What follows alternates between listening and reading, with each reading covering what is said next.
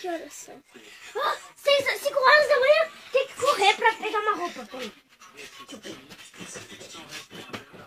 Ai. Ai, que roupa. Que linda. Vou vestir.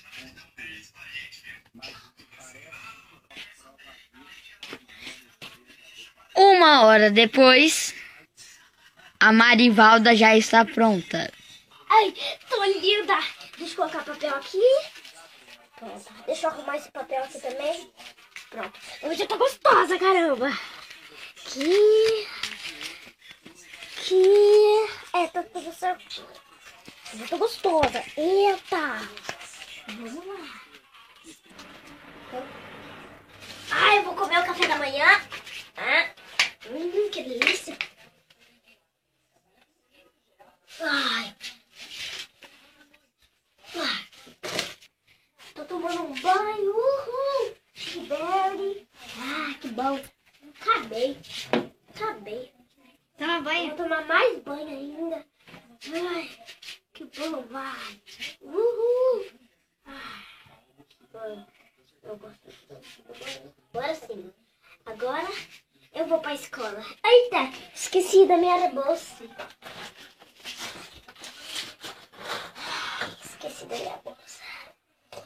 Como tá frio, né? Vou colocar uma touquinha. Ai, que cabelo lindo! Combina com o meu cabelo!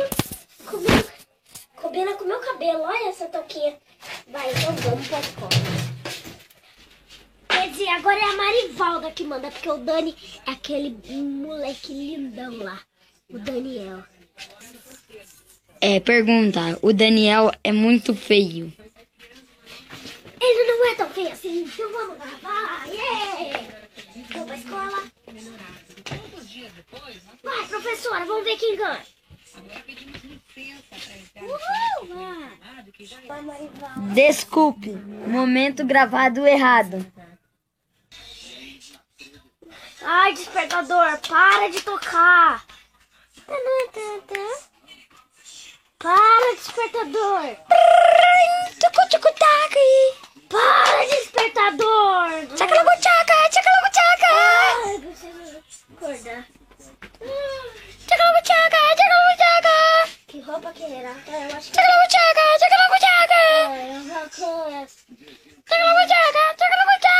vou vestir esse short aqui.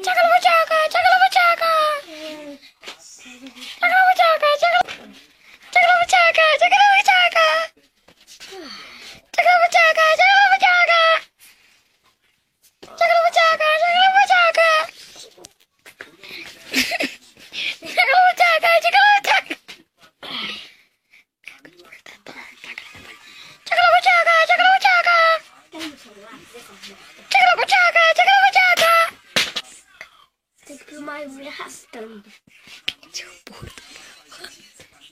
Você tá estragando meu vídeo!